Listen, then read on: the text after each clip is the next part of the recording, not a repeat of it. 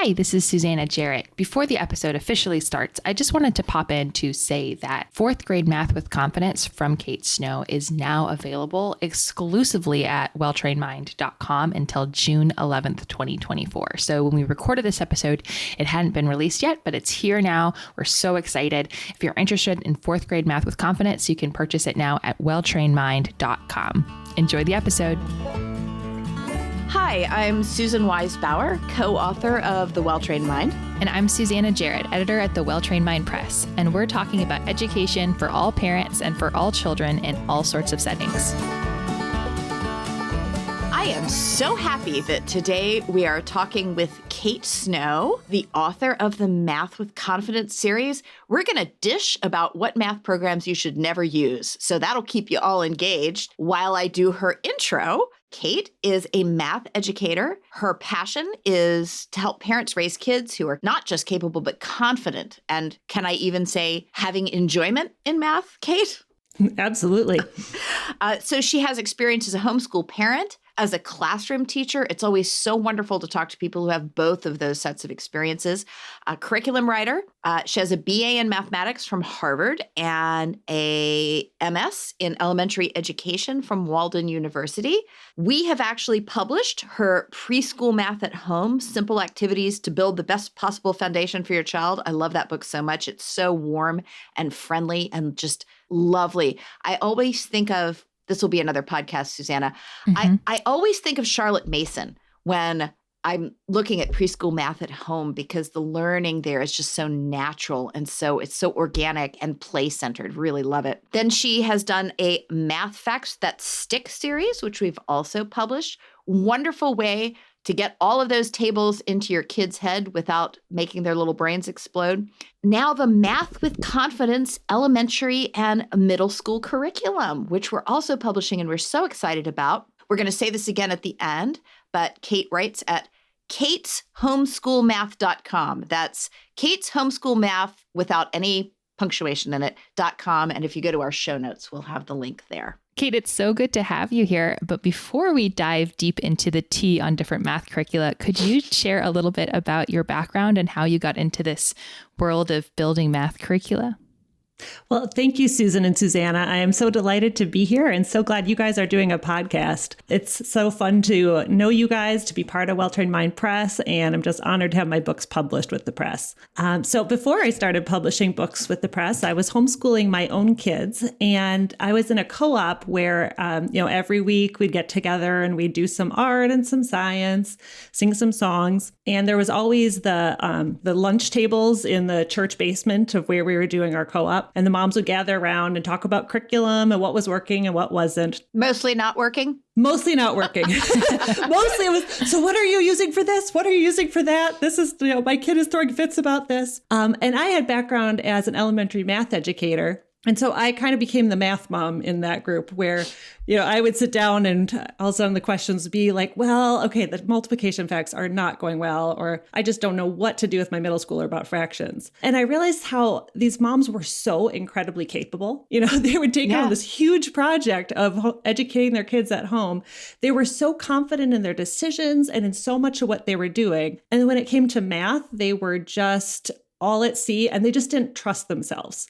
So many of them had very solid math educations themselves. And that made it really hard for them to feel like they could see what they should be doing, what was normal, what was, there's normal problems that kids run into in math. But if you don't feel very confident in your own math ability, it's really easy to doubt yourself or feel like you're doing something wrong when kids hit those roadblocks. And you know what, Kate, we see this so much, or I see it so much with moms who they know what to do, but because they haven't themselves been given a really good grasp of the subject, they just feel so uncomfortable going with their gut instinct of what needs to be done. And I feel like, in homeschool culture, particularly, we've done a much better job with the humanities than we have with the maths and sciences. And so many moms just look at maths and sciences and think, I'm not competent to do this. I can't I can't go on what I think is right for my child. Exactly. And so I was just looking at all of my friends who were just these like wonderful, smart, capable people and thinking, you can do this. It's a first grader. Exactly. Right? You can add 6 + 5. I know you've got this, but you clearly just need some resources to help you access what you know and to help you make the most of what you know. And so that inspired me that year, just kind of as on a lark, as a New Year's resolution to start a blog. This was like 2015, where there were lots of blogs popping up like that. We were all still blogging. The age of blogs. I missed that time. But so I did, and I wrote a little post and I sent it out to, the 20 homeschool moms I knew in real life. I really kind of started building from there. So that's been a while ago now, but it's given me the chance to work with lots more moms, to talk to people to understand kind of the struggles that people face as they're homeschooling, and then also to make some great resources to help them develop that confidence as teachers and their kids develop confidence in math. And I love that there's this sort of double side to math with confidence. You're not just giving the kids confidence, you're giving the parents confidence. And that's such a big part of supporting homeschoolers. It is. And that's a really big part of my mission with the book, that I want kids to come out of it with confidence, but parents also to just feel great, to feel like I am giving my kid an awesome math education. And I even understand the math and how to teach it better because I've used this book. So I think then a really sort of natural place to go with this discussion is, okay, now we've got why you started doing this, but there's sort of an underlying question here, which is obviously other math programs weren't doing the trick, right? Whatever was out there way back in 2015, and I guess we could say the same today, just wasn't doing the trick. So give me an overall idea of what was wrong with the programs that were already available, and then maybe we can talk some specifics. Sure. So I think of math curriculum in kind of 3 parts when I'm kind of evaluating a program. One thing I really like to see in a good math program is strong conceptual teaching. And by that, I mean that kids really understand the concepts of math. It's okay to be teaching procedures. It's okay to teach kids how to do things, but we want to see them to see math as a whole system, as all these interlocking puzzle pieces that all fit together.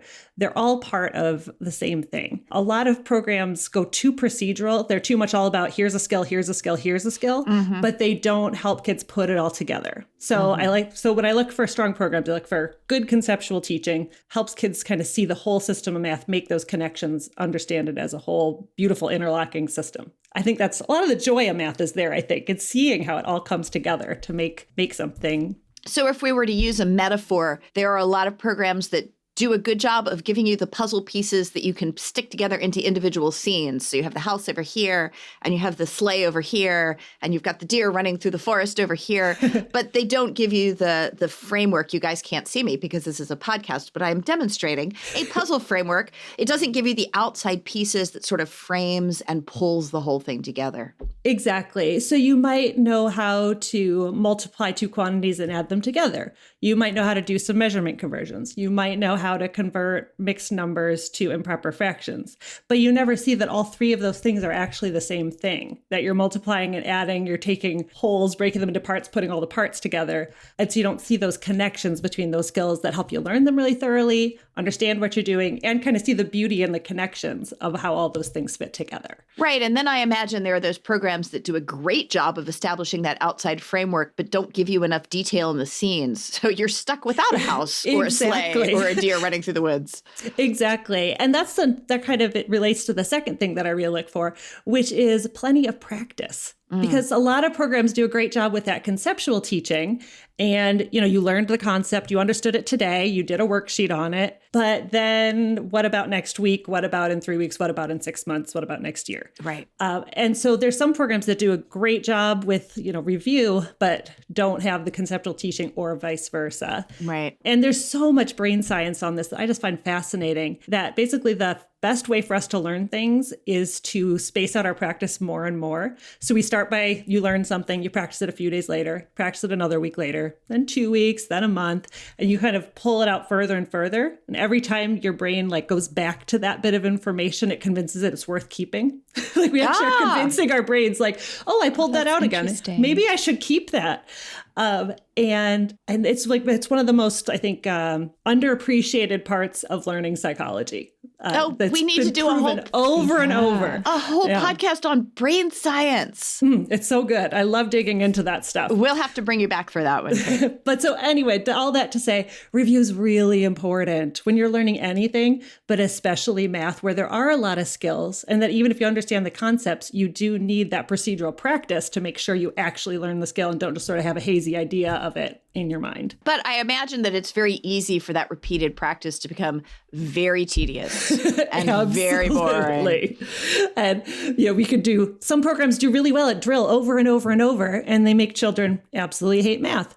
And so that's kind of the third part that I was looking for in math programs was, how can we make this actually, not painful, maybe even a little bit fun, maybe even enjoyable, and actually relate it to kids' real lives so that they see some relevance for it. Because that's part of what makes math fun is when you're 9, you think, oh, I can figure out how long that movie's going to last, or I can figure out how many cookies there are on those trays of cookies. It is those moments of achievement and accomplishment that relate to your real life that are a big part of feeling happy and enjoying your math. Susanna, I feel like that's not an experience you had with math. No, it absolutely is not. Looking at what you're saying, it actually excites me so much to see someone who saw this gap and then had the background and the capabilities to fill it, because my family was very similar to what y'all were talking about just a minute ago, about very strong in the humanities, but math was such a struggle. Specifically for me as a student, I think we tried probably a different math curriculum almost every year. And I remember crying over Saxon. Saxon was the one I remember crying over. And it worked. The funny thing is it worked well. It had worked well for all 3 of my older siblings. And then it didn't work well for me. And so I was kind of the guinea pig where I think my parents started experimenting more with the younger siblings. But yes, 4th grade Susanna cried a lot over math. Oh, I want to go back and give her some math games. Well, this is exciting because I'm very interested in educating my own children in the future. And like you said, I feel confident in how I was taught math. And so to see you building this is so encouraging. Oh, well, and I think you raise a really good point too, Susanna, that different programs work better for different kids. And so any one program could be a good fit for a particular kid, but just because you've used it with your older kids doesn't mean it's going to work well with your younger kids. If it ain't broke, don't fix it is a great maxim for, I think, home education in general, for curriculum selection, for sure. But if it is broke, there's a lot of good options, and that there can be better ways to go about it. So that seems like a great transition into some actual specifics. Susanna, you mentioned that Saxon made you cry. Right. Had to name drop that one. You had to. Well, I mean, it because it's a standard. And we have recommended it in the Well-Trained Mind for many years with caveats. So, Kate, rip apart our recommendation. Well, so Saxon, what it does really well is that distributed practice, right? If for people who aren't familiar with Saxon, it offers a very small amount of teaching every day and then a lot of practice problems. There's a lot of repetition in those practice problems from day to day, but it does help kids get very fluent at the procedures. But the problem with it is that for a lot of kids, they never see the forest for the trees. Every skill is its own skill that's memorized individually. And so you have to, it's like you're remembering 500 different skills to get through elementary school. You're not necessarily putting them together to see those overarching themes that help you pull it all together and help you understand them better and remember how to do them better. And the real problem with Saxon is, as Susanna attests to, I have met so many second generation homeschoolers for whom it just made them hate math. Doing such similar problems day after day after day after day. It builds fluency, but it doesn't build much love for the discipline for a lot of kids. Yeah. That makes me feel a lot better about how overwhelmed it was for me, because I never thought about it that way. I didn't have the underlying principles to help me understand the connections, and thus I was absolutely overwhelmed every time I learned a new procedure. Because it's yet another thing you have to add to the file, and you have to add it that day. Then get ready to practice it now for the next 100 days. Well, and we should also remember that Saxon was originally developed for a classroom. So there's an intentional repetitiveness built in there so that the teacher can tell 20 students to go do this thing again because I've got to work with these 5 over here. So it is not, I know that Saxon has a quote unquote homeschool program, but it's essentially a classroom program. It is. And the other thing about Saxon is that the textbooks have just that very short amount of teaching, but a classroom teacher presumably was doing other things with that amount of teaching, which made it a bit more engaging, a little more hands-on. They had a little more teaching behind those short bits in the textbooks. Yeah, that's a really good point. It's something we forget when we look at something that's labeled as a homeschool program. We assume it was designed with homeschool parents in mind, but Saxon never was. It's still the classroom program. Yeah, exactly. And so there are some other programs that have the same issue, I think. That's true. Any program that really does teeny little bits of disconnected teaching and then lots of review are going to run into that. The Good and the Beautiful is a really beautiful program. I don't know if you've seen it, but it's like beautiful watercolor pictures, lovely stuff. But it's kind of it's an inch deep and a mile wide with lots and lots of different skills that are disconnected. Lots of good spiral review, but just not like those interconnections and the connected teaching that help kids really understand what they're doing. So when we reviewed math recommendations for the most recent edition of The Well-Trained Mind, we tried to draw this contrast between procedural and conceptual math programs. And we definitely, put Saxon in the procedural category. We talked about, the pros and cons of Singapore and Math Mammoth as more conceptual programs. So how do you feel about those two, which are really very similar, I think, in their approach? They are quite similar in that they are very conceptual programs, and they provide really solid conceptual teaching. I do recommend them for that. But they both don't provide daily review. There's some cumulative review at the ends of chapters and things like that, but not enough for a lot of kids to really master their new skills.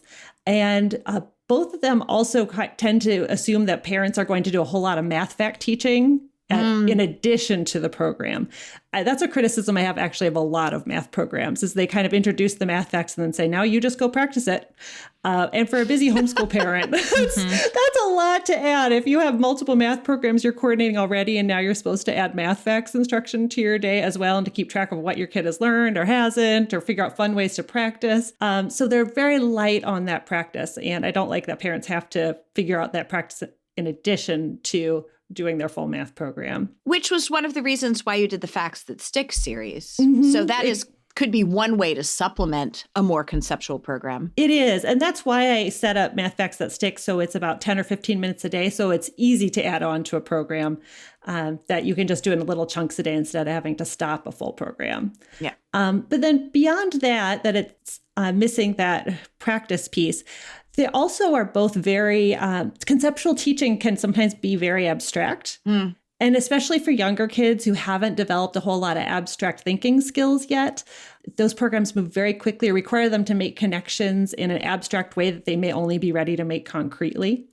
And so I see especially a lot of first and second graders who struggle with both of those programs because it just forces them into abstract thinking a little too early. Yeah. And that's can also be a big issue for kids when they're just pushed along a little too quick. So we've talked on previous. Oh, I'm so happy I can say previous podcasts. We have previous podcasts about the fact that we often use the word gifted to mean that a kid has just matured a little bit more quickly, and the ability to think abstractly is part of that maturing process.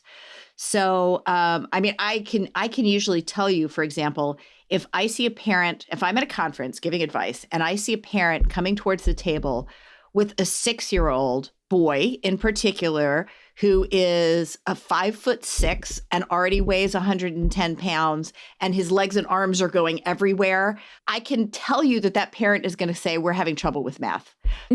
Because the maturing process is such a big part of thinking mathematically. Right. It really is. There are just connections that have to be made in the brain to be able to do that. And there is also some natural variation in how quickly kids pick up math, right? I mean, some kids are very mathy and will be able to pick things up quickly and also perhaps have a maturity advantage that makes that possible. And for other kids, it just takes a little bit more time. Yeah. And so I feel like Singapore and Math Mammoth are great for kids who tend to be on the mathier side of things or who are on the faster maturing side of things. Right. But it leaves a lot of kids behind, and it can make parents feel very insecure about why their child, for example, can't grasp the relationship between addition and subtraction in first grade. That's like a classic pain point in first grade where A lot of programs rely on kids to already know their addition facts, and then just do them backwards and you'll have the subtraction facts. And the kid's like, what? But it's not how 6-year-olds think. Like as an adult, that makes perfect sense to us. And as an older second grader, it will probably make perfect sense to that child. But if that's kind of the only way you can engage with the subtraction facts in first grade, it's going to create a lot of anxiousness and frustration for both the parent and the child while their brain catches up. Yeah. So the way you present subtraction in first grade makes a big difference on whether kids can pick it up quickly or not. I present it much more as taking away rather than thinking about backwards addition facts. Yeah. We'll be right back. Are you looking for a homeschool math curriculum but feel intimidated by the idea of teaching math? Math with Confidence is a scripted open and go program that will give you the tools you need to teach math with confidence, even if you've never taught math before. Kate Snow has created engaging hands-on lessons to help your child develop a strong understanding of math step by step. This comprehensive curriculum will help you teach math with confidence all year long. Grades K through 4 are now available at welltrainedmind.com or wherever you buy your homeschool books.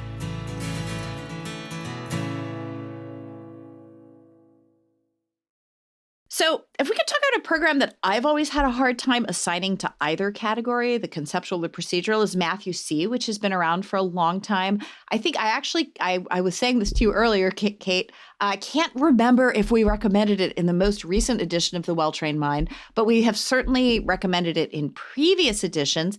And I've always had a really hard time wrapping my brain around exactly how this program works. But it's out there. A lot of people use it. So maybe talk about that one for a minute. Sure. Yeah, it's another classic of the homeschool world, that's for sure. And for people who aren't familiar with Math-U-See, what it does is it takes a very specific box of manipulatives.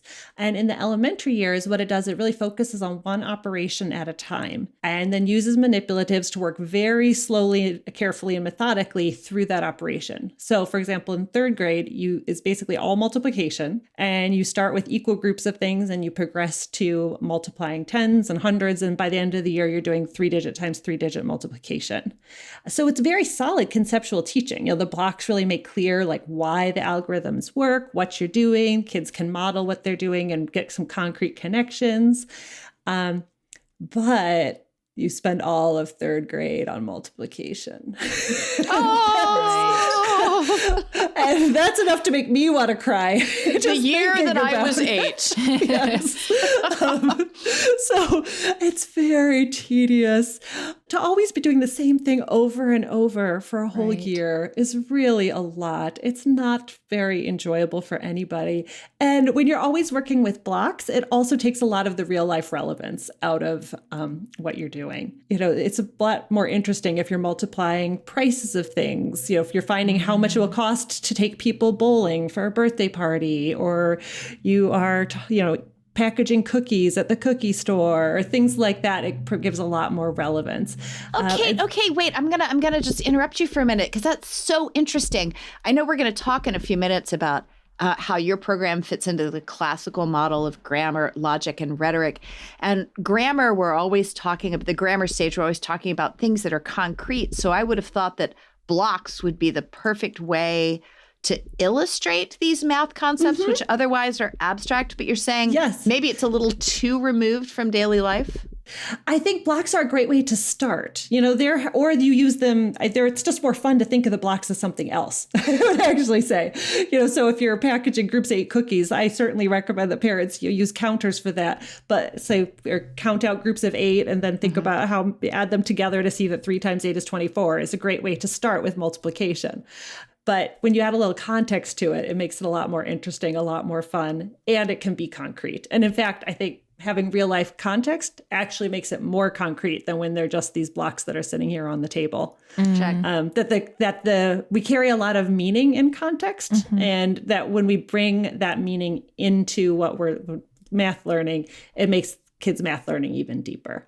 Oh, we're so bringing you back for our brain science episode. Right. I can only imagine it would also be more fun if it's 5 M&Ms minus 2 M&Ms that I eat leaves, and moving on from there. But I also remember as a kid being homeschooled, I remember playing with manipulatives as a young child and enjoying them. But as my hatred of math set in and I got closer to the logic stage, it was more of a, why do I have to do this? Why does it matter? Mm-hmm. And so I can only imagine that those real life examples just reiterate the importance of math and how you'll use it in the real world, especially for those more feisty students who might have questions. Exactly. I think you're right that for younger children, they take things a little bit more, their lessons more at face value. But as you get more towards 4th grade, 5th grade, you really want to start to know, what's this all for and why am I using it? And some kids get really resistant to concrete manipulatives as they hit those ages. So interesting. So I'm finding that I'm pilot testing 4th grade math with confidence right now.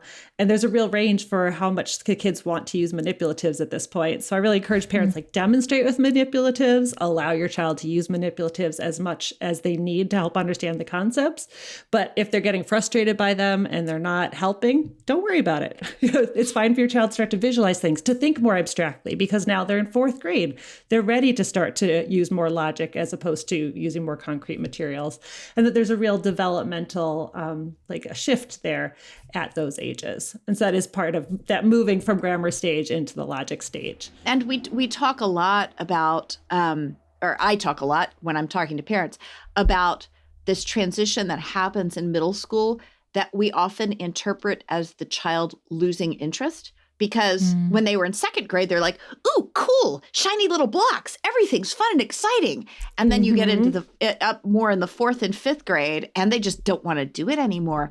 And I've had so many parents sort of express to me, I think I'm doing something wrong. I'm messing up my child's education. They're losing their love for learning. And they're not actually losing their love for learning. They're losing their love for random tasks that don't connect to the rest of their lives, which is a really good thing and part of maturing. And some of us still struggle with, making sure that our daily lives are not filled with random tasks that don't really connect.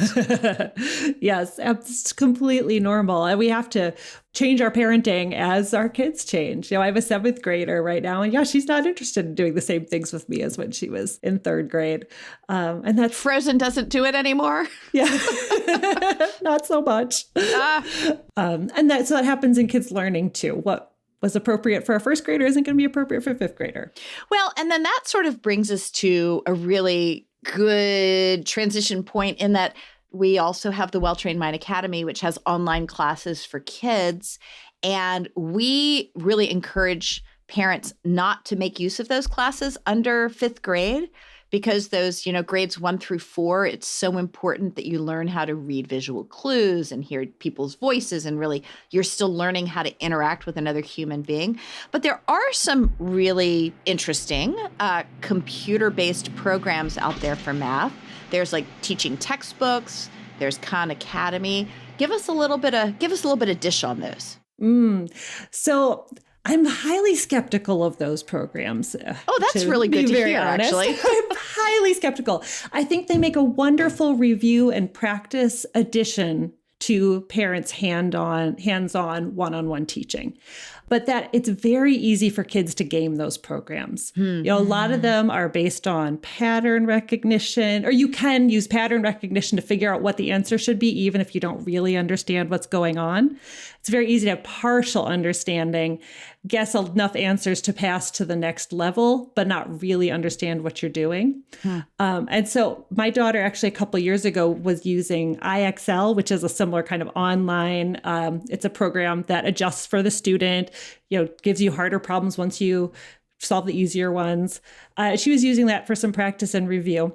But she got bored one day, and so she decided to go to the very hardest last level of IXL, which is the last lesson of calculus. It's finding derivatives of logarithmic functions.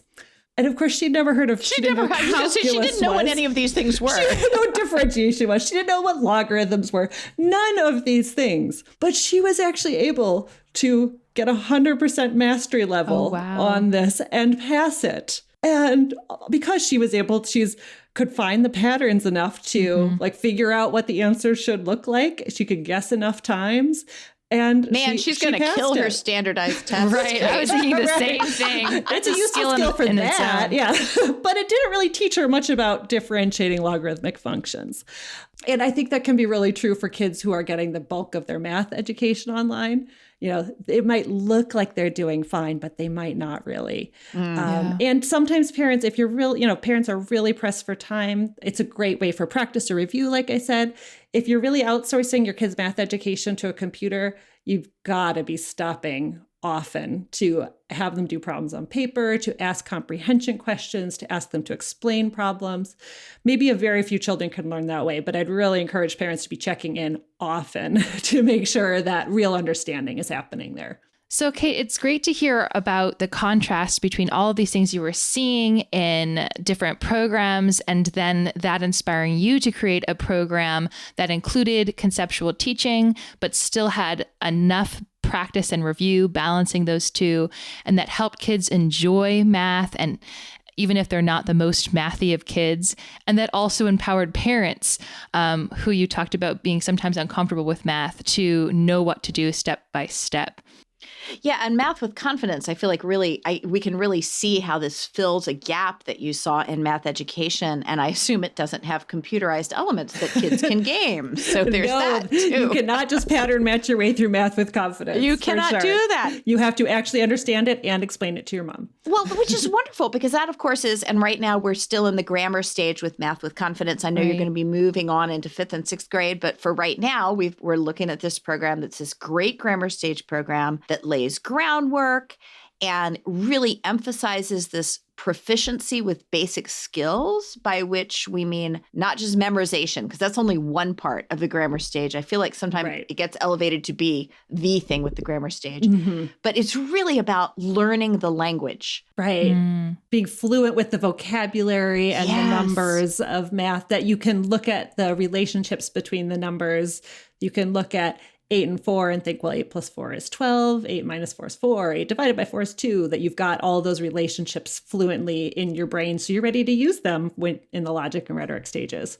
Yeah, and I love the way that you use games in the Math with Confidence series to really just sort of, I don't know, bring these things off the page. As we all know, playing games helps you exercise real life skills, like, destroying your husband and making him cry for mercy when you win, right? So talk a little bit about the games and why they're there.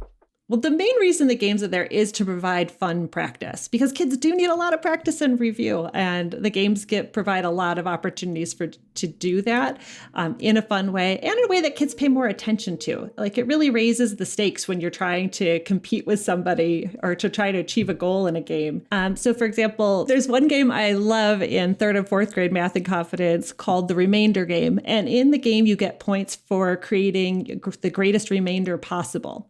And you beat your mom. Exactly. But so all of a sudden you really care about what the remainder is when 12 is divided by 5. I could tell you to pay attention to that. You could, your parent could discuss what the possible remainders are when you divide by 5. When all of a sudden you're thinking, ooh, if I had 12 divided by 5, that's a remainder of 2. Okay, that's pretty good.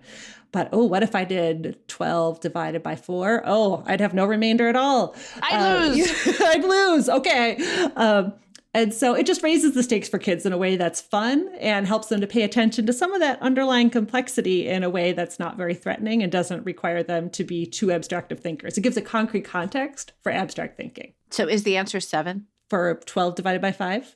No. Oh, 12 divided by 5. Sorry, I missed the original setup for it. 12 minus 5. I'm a very competitive person. I'm sitting here thinking, how would I get the greatest remainder? Yeah. And in that game, you roll dice. You get to choose where you put your number. So it's like, do you divide 12 by 5 or do you divide 15 by 5? Where are you going to put that 5 to get the greatest possible remainder?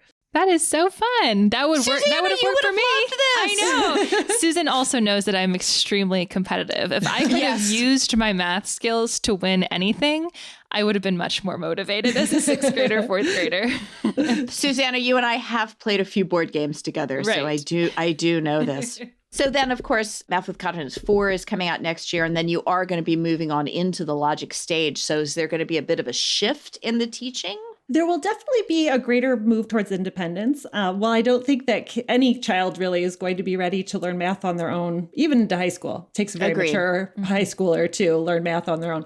There will be a little bit less parent teaching in the 5th and 6th grade levels, a little bit more practice at reading math, at developing math study skills, but still games, still fun, and still lots of real life hands-on applications. Well, we will look forward to that. So now we've talked all about your program and all of the gaps that it fills, but I'm left wondering about a few different situations teaching math in general to homeschool kids. There were kids like me who hated math, and then kids like my younger brother who were so good at math they almost excelled beyond what my parents felt comfortable teaching. Can we get a few recommendations for these two situations, starting with how do I teach kids who hate math? That's such a good question, and one that I hear often. Number one recommendation I make when parents have a child who hates math is to take a step back and to think, is the curriculum I'm using either too hard or too easy? Usually it's too hard. Yeah. If your child hates math, they probably have experienced a lot of feelings of failure, a lot of frustration, a lot of anxiety with math, and it's probably because what they're using is too hard. And none of us function at our best when we're feeling anxious, frustrated, worried, tense. It's not a good good conditions for learning things. And so I really recommend that parents first stop and think, where can I find what I call the Goldilocks level of math curriculum? Not too hard, not too easy, because easy can be really boring, but just right. And that might mean going back a grade level. It might mean starting over with a different program or going back a grade level with a different program. But use those placement tests that different programs provide. Read the placement guidance very carefully and do not give in to the temptation to just start a little bit too hard. It's real easy if your kid's halfway through 2nd grade, really to halfway through 2nd grade level, to be like, we'll just go to the 3rd grade. Saving that money is not worth it. It's not going to serve your child well, and you'll pay for it in the frustration and the math tears and all of those things. I would also think it would be really important to avoid two pitfalls, which I hear often, which is number one, where everybody else's kid is. And number two, but what if they don't get into college? Yes. Which I hear from parents of 2nd graders all the time. I'm sure. And it's always just so helpful, especially if your child's in the elementary years, to just think, my child can start algebra anywhere from 7th grade to 9th grade. Kids mature at different rates. Yeah. There's so much flex there in those middle school years for kids' math. And it's really possible. Sometimes kids just get a little bit older. Suddenly their brains mature and they're able to learn a lot of math really quickly. So it's way better to be working at the Goldilocks level and actually making good forward progress, laying those foundations and making them solid, than to be pushing forward and causing your child a whole lot of stress and frustration in a program that's too hard. And then in addition to that, I really recommend getting those basics solid, especially the multiplication facts. If there's one thing that sets kids up for success in middle school and high school, it is the multiplication facts. So if a child is hating math, sometimes going back and just making those more automatic makes the whole process less painful, because you're not skip counting by 6s every single time you have to solve a fraction problem or a division problem or a proportion problem that involves those 6s. You know, so just having that automaticity. Such a good point. It occurs to me that you never grow out of not having a solid grasp on your multiplication facts. The slightly happy ending to the I hate math story was in high school. In high school, being as competitive as I was, I wanted to get the best SAT score of my siblings. And that was what motivated me. I'm not kidding. This is what motivated me to go back and learn my multiplication facts. I actually helped tutor my younger siblings through those basics all the way through again. And that's when I finally got over my hatred of math, because there were some huge gaps there. And I was in 10th grade drilling my multiplication facts. And I bet they made a huge difference. They did, to the point that when I was in 11th grade, I almost wanted to study astrophysics, because suddenly math wasn't scary anymore and I loved the universe. So that was a huge turnaround point for me, and it came really late. I wish it had come earlier. Yes. But even it's amazing to hear your story that even at 10th grade, that made such a huge impact on you. And it just, takes that pressure off the working memory so you can use your working memory to learn all the new stuff instead of always figuring out 7 times 8. And then the other thing I would just add for a child who's really hating math is that you got to try to make it fun. Not all things in homeschool have to be fun. Like not every single day can be puppies and unicorns, but to find some ways to take it off the page, to bring it into real life, to play games, to make it more fun can really help to turn around, or at least to help a kid who's hating math, maybe not hate it. They don't have to love it, but not hating it is something that I think most people can get to. That's awesome. All right. So those are great recommendations for teaching kids who hate math. But what about those kids who seem to come out of the womb doing equations and you're like, how do I deal with this child? I did not have one of those. I would just like to point out. I love those kids. They're I'm so much scared of them. fun. I'm scared of having one. I have one of those and I enjoyed it thoroughly. But of course, there might be some nature and some nurture involved in mine. But for the kids you think? maybe just a little. But I know that can be really intimidating if you're not mathy and to feel like you have a third grader who's suddenly, asking questions you can't answer. And I think humility is one of the best approaches there. It's good parenting in many situations is to accept that we don't know everything and as parents and that our kids will figure out some things on their own or understand them better than us. So it's accepting that it's okay. But then also, even if you're not very good at math yourself, thinking that maybe I can learn this. This is maybe something I can actually grow into, like you did in 10th grade, Susanna. A lot of parents had pretty lousy math educations, and they're pleasantly surprised when they go back and start homeschooling their own kids to realize how much they understand now. I often have parents telling me, like, I never understood why long division worked or how to add fractions with different denominators, or I never understood why it worked. I'd memorized the procedure, but that was it. And so to trust yourself that maybe you could actually enjoy math too and enjoy it more. I recommend that when parents have a child who's really into math, that they aim to go deep rather than fast. So to go deep into the grade level content with puzzles, with games, with explorations, rather than just pushing faster. A lot of, like you said, Susan, a lot of kids, it's maturity rather than pure giftedness. And if you push fast, it's real easy to get your kid to a place where they're sort of above grade level, but they burn out or they get totally stuck. And that's not fun for anybody. Well, if I could draw an analogy with the humanities, which of course I'm more familiar with, there are kids who are such voracious readers. Their reading skills are so great that they read everything that's age appropriate for them. And parents say to me, well, I don't know what to get this kid to read because everything that's at their technical reading level is emotionally way out of their league. And we need to remember that the same thing can happen in math. Absolutely. That the level of abstraction can just get too high for where kids' brains are at, even if they are able to do all the work up to that point. And the other thing that, I never encourage people to get too far ahead of themselves, but do keep in mind that most states require 4 years of math for graduation. And if you are too far ahead of that sequence, it can be very hard. You don't really want to be pushing your kids to take like the second year of calculus in high school simply because they have 4 years of credits they need to get.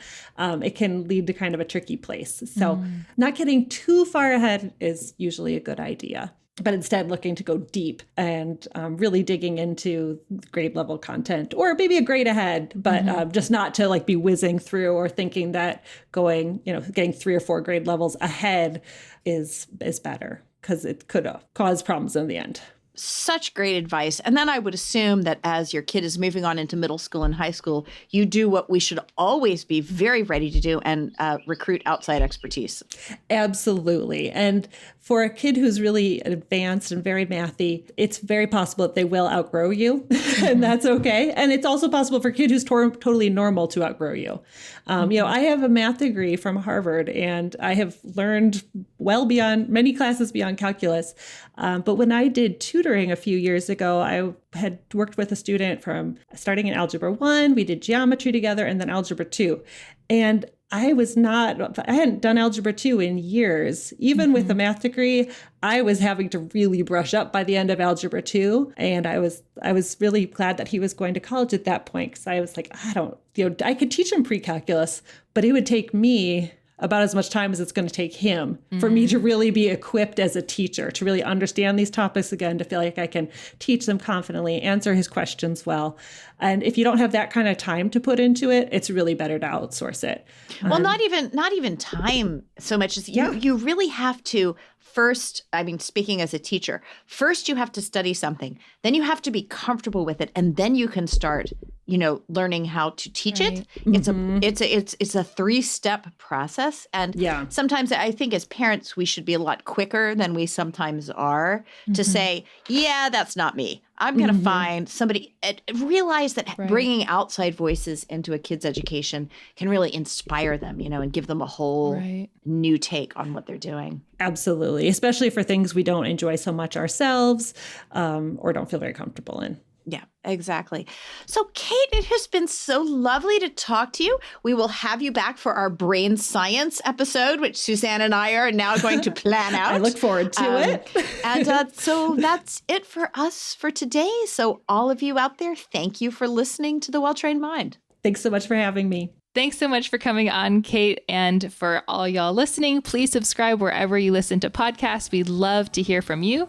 Your thoughts on classical education, home education, school education, or any kind of education that interests you. You can reach us at podcast@welltrainedmind.com. And also check out Kate's program, Math with Confidence, at kateshomeschoolmath.com. That's kateshomeschoolmath.com.